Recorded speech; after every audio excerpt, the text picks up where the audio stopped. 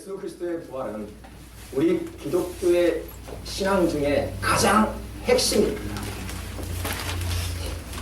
오늘날 그 많은 사람들이 예수님을 구주로 고백하고 신앙을 지키며 살아가고 있는 것은 주님께서 부활하셨기 때문입니다.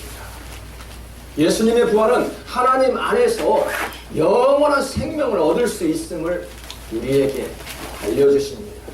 오늘 부활의 은혜가 우리 모두에게 충만하시기를 주님의 이름으로 축복합니다. 예수님께서 이 땅에 계시는 동안에 죽은 사람을 3번을 살리셨죠. 어떤 사람일까요? 한 번은 회당장 아이로의 딸을 살리셨죠. 또 한 번은 나인성 과부의 아들을 살리셨습니다. 그리고 마지막 사람은 오늘 본문에 나오기 전에 나사로를 살려주셨습니다. 나는 부활이요 생명이니 나를 믿는 자는 죽어도 살겠고 무릇 살아서 나를 믿는 자는 영원히 죽지 아니하리라. 이 말씀을 하신 것은 바로 나사로를 살리기 전에 하신 말씀입니다. 사람이 죽으면은 우리는 끝이라고 생각하죠. 그러면서도 다 포기해버립니다. 내가 죽으면은 뭐 괜찮겠지, 죽으면은 끝이겠지 라고 인생을 포기해버리는 그러한 사람들도 있습니다. 그러나 죽음 후에는 다른 세계가 있다는 것을 기억하셔야 합니다.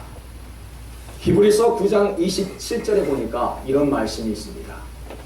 한 번 죽는 것은 사람에게 정해진 것이요 그 후에는 심판이 있으리라 라고 말씀을 합니다. 우리 코토미가 한국말로 좀 읽어주세요. 시범을 한번 보여주세요. 지금까지 한국어 실력은 코리안. 한번 보세요. 일본 자매가 한국말로 어느 정도 잘하는지 테스트 해보겠습니다.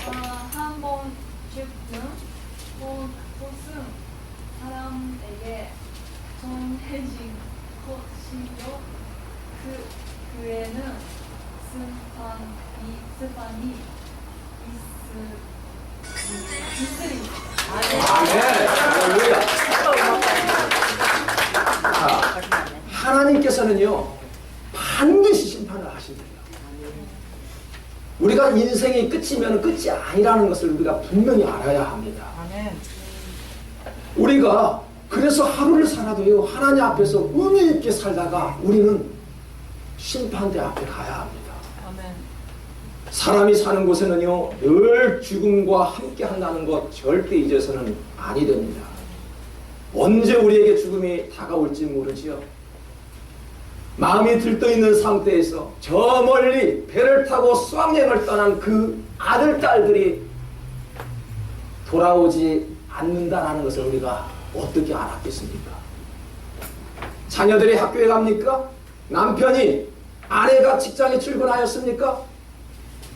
그들이 돌아올 수만 있다라면 그것이 감사하지 않을까요? 우리는요 그 짧은 것, 그 작은 것 하나도 우리는 감사할 줄 모르죠. 당연히 살아서 돌아올 줄 압니다. 아닙니다.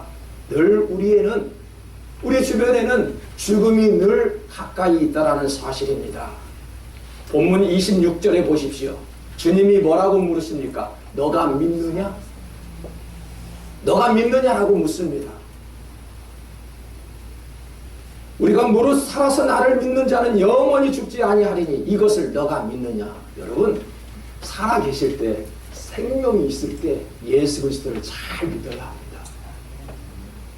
죽어서 믿는다고요? 인생 말년에 병원에 누워서 그때 믿는다고요? 그런 분들도 물론 천국에 갈 수 있지요. 주님 옆에 있었던 그 강도도 예수님을 그때 인정하였더니 함께 낙원에 들어가지 않았습니다. 병상에 누워 있어서 마지막에 뉘우치고 예수 잘 믿겠다 하면 그런 분도 천국에 갈 줄 믿습니다. 하지만 우리는 더 이상 예수 그리스도 안에 있는 저희들은 지금 생명이 있는 그 시간 예수님을 잘 모시고 섬겨야 합니다. 우리가 심판대 앞에서 후회하면 아무 소용이 없지요. 내 눈에 보고서야 믿느냐라면 베드로처럼 책망받을 수 있습니다. 여러분, 우리는 예수님의 이름을 다 알고요, 신앙생활을 하는 그러한 교인들입니다. 알면서도 우리는 믿지 못하는 그러한 마음을 가지고 있지요. 여러분, 부활하신 예수님을 믿고 따른다는 의미가 무엇일까요? 내 생각, 내 경험, 내 의지 다 버리고 예수님을 따라갈 때 비로소 믿는다라고 말을 합니다. 예수님을 믿고 따른다는 말은 철저히 자기를 부인하는 것입니다. 마태복음 16장 24절에 보니까 누구든지 나를 따라오려거든 자기를 부인하고 자기 십자가를 지고 나를 따를 것이니라. 자기를 부인하지 않는다는 것은요, 아직도 나를 섬기고 있다는 것입니다. 나를 기쁘게 하고요, 나를 위해 살아가고 있다는 것이지요.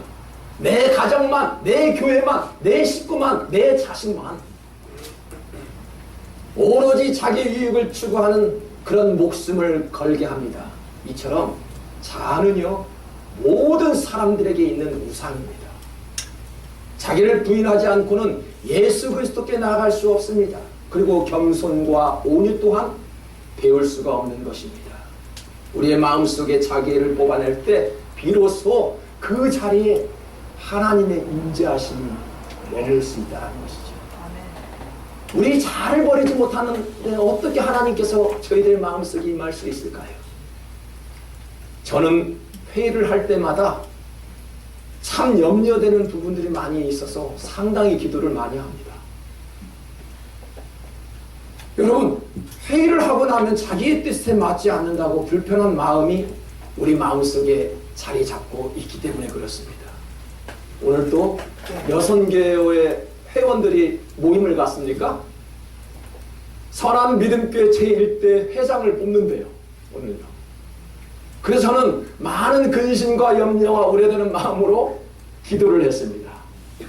하나님 앞에 합당한 여종들이 우리 에스더 선교회 회장으로서, 우리 1대 선한 믿음교회 여선교회 회장으로서 충성할 수 있는 그런 회원들이 되어달라고 지난 시간에는 그렇게 기도하였습니다.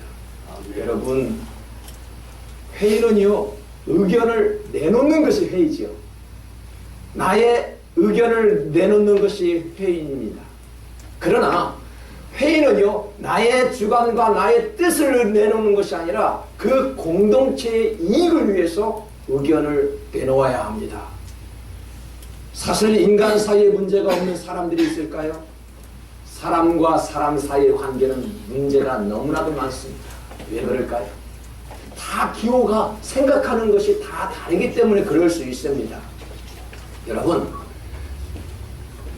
찬성과 반대로 갈라지면요, 의견 충돌이 있을 수 있지요. 심하게 되면은 감정에 휩싸여 관계가 단절되고요, 복수심에 쌓일 수도 있습니다. 성경은 우리에게 이렇게 가르치죠. 로마서 12장 17절 18절을 우리 다 같이 읽겠습니다. 아무에게도 악으로 악을 갚지 말고 모든 사람 앞에서 선한 일을 도모하라 할 수 있거든 너희로서는 모든 사람과 더불어 화목하라. 아멘. 하나님의 제일 종적인 목적이 무엇일까요? 예, 구원이죠. 당연히 구원입니다. 이 성경을 우리는 뭐라고 이야기합니까? 하나님의 사랑이라고 이야기를 하지요. 맞습니다. 사랑입니다. 그런데 사랑은 어느 때 이루어질까요? 서로 화목할 때 사랑이 이루어지더라고요. 서로가 이해하고요, 서로가 용서하고 그럴 때 사랑이 나타나는 것이지, 아무 때나 우리가 화목해서 사랑이 드러나지 않는다는 말이죠. 우리는 화목해야 합니다. 어른이 계시니까 말 조심해야지. 아이들이 보고 있으니까 우리 싸우지 말아야지. 그것이 아니죠. 하나님께서 보고 계시기에 두려운 마음 때문에 우리는 말씀 앞에 잠잠하라. 시편에서 말씀하신 것처럼 그러지 않습니까? 우리는 누가 있다고 해서가 아니라 하나님께서 우리를 바라보고 우리를 지으셨기 때문에 그분 때문에 우리는 화목해야 한다는 것입니다. 아멘. 교회가 왜 화목해야 됩니까? 목사가 있다고 해서요, 장로들이 있다고 해서요, 어른들이 계시다고 화목해야 합니까? 아니에요. 하나님의 집이기 때문에 아멘. 하나님께서 함께 하시기 때문에 그분 때문에 우리는 화목해질 수밖에 없다는 이야기입니다. 사랑하는 성도 여러분, 여러분의 가정 속에 왜 화목해야 됩니까? 아버지가 계시기 때문에 화목하는 것이 아니지요. 나를 지으시고 내 가정을 이루시는 그 아버지 하나님 때문에 우리는 화목해질 수밖에 없다는 이야기입니다. 하나님을 두려워하는 마음이 있으니 우리는 평화를 원하고 화목하기를 힘쓰는 것입니다. 가정과 교회가 화목되기를 원한다면은 저와 여러분의 자신을 좀 낮춰야 합니다. 주 앞에서 낮추라. 그리하면 주께서 너희를 높이시리라. 누구든지 제자의 이름으로 이 냉수 한 그릇을 떠주면은 나에게 한 것이라 라고 이야기를 했어요. 아멘. 하나님이 제일 원하시고 기뻐하시는 일은요, 인간 구원을 위해서 협조하는 사람이에요. 맞습니까? 지금 교회가 개척되고 있어요. 교회가 세워지고 있어요. 이 하나님의 일에 협조하는 사람을 가장 기뻐 여기신다는 이야기죠. 여러분은 헬퍼이자 동역자이지 않습니까? 하나님의 의를 세우기 위해서 지금 협조하고 있는 저와 여러분들입니다. 우리의 믿음은요, 신앙생활하는 가운데서도 나타나지요.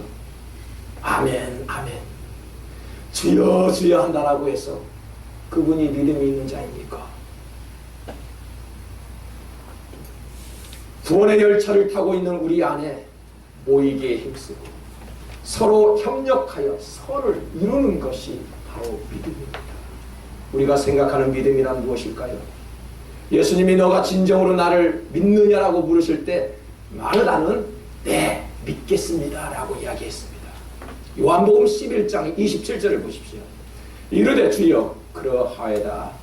주는 그리스도요 세상에 오시는 하나님의 아들이 있은 줄 내가 믿나이다.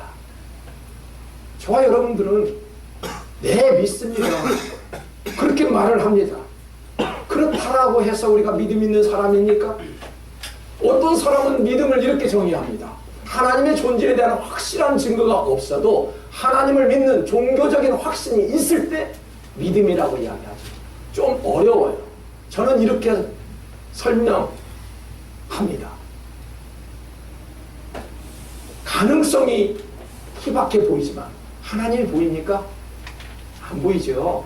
마음속에 임하죠.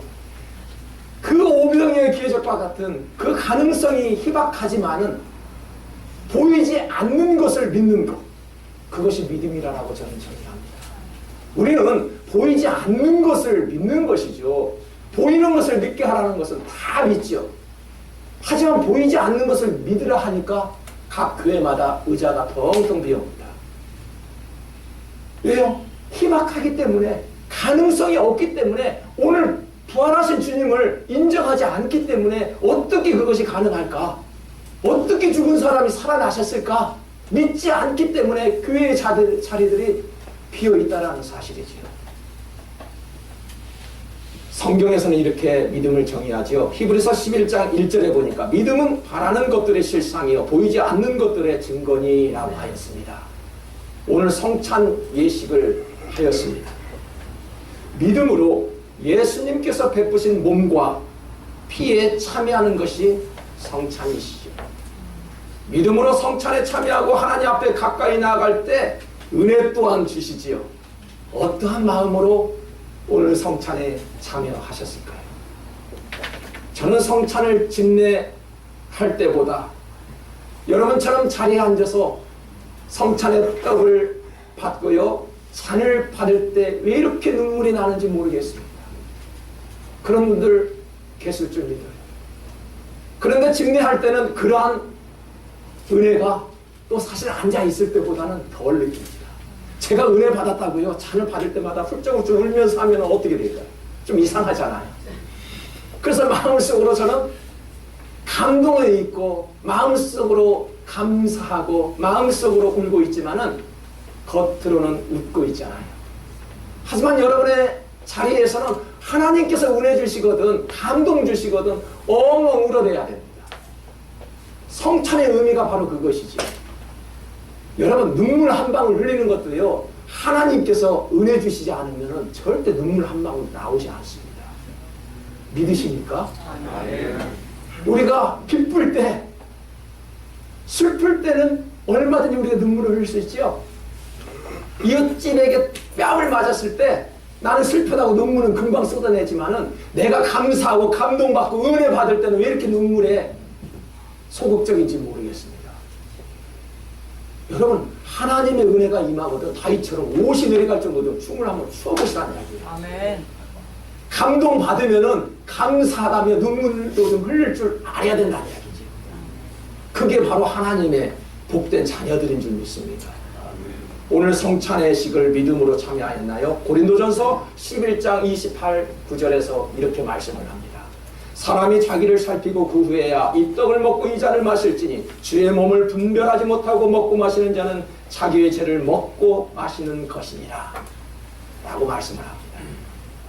여러분, 사람이 자기를 살피고 라는 말이 무슨 말일까요? 우리의 자신을 주의 깊게 살피고 판단해야만 심판을 모면할 수 있다는 이야기입니다. 자기를 좀 잘 살펴보십시오. 나는 어떤 사람인가? 나를 알면은 어떻게 된다고요? 모든 일에 승리할 수 있다는 이야기. 적을 알면 어떻게 해요? 백전백승이라고 했잖아요. 일단 나를 알아야 되죠. 그리고 상대방을 알아야 되는데 나를 아는 것, 나를 살피는 것 굉장히 중요합니다. 여기에서 말씀 가운데 분별하지 못한다는 것은 무슨 말씀입니까? 자신이 무엇을 하는지 알지 못하고 부주의하게 행동한다는 이야기입니다. 여러분, 주일에만 신앙에 관심이 있고요, 나머지 6일 동안 불신자처럼 살아간다라면 어떻게 될까요? 나도 교인이기에 성찬에 당당히 참여할 수 있다라고 생각한다면은 자신의 죄를 먹고 마시는 것과 같대요. 말씀하는 거 잘 묵상해 보시기 바랍니다. 사랑하는 성도 여러분, 오늘 부활을 맞이하였습니다. 영원한 생명을 위해서는 죄 없이 사는 것이 영원한 생명이래요. 하지만 죄가 없다고 죄인이 아니라 하나님 없이 사는 것이 죄인인 줄 믿으셔야 합니다. 오늘 주님의 만찬에 참여했다는 것은 부활하신 주님과 하나 되었다는 것을 의미합니다. 내가 믿느냐라고 질문하십니다. 참된 믿음으로 네, 믿겠습니다라고 담대히 말할 수 있었습니다. 영원한 생명의 길에 참여하는, 그리고 천국 문을 두드릴 수 있는 저와 여러분 되시기를 주님의 이름으로 간절히 축복합니다.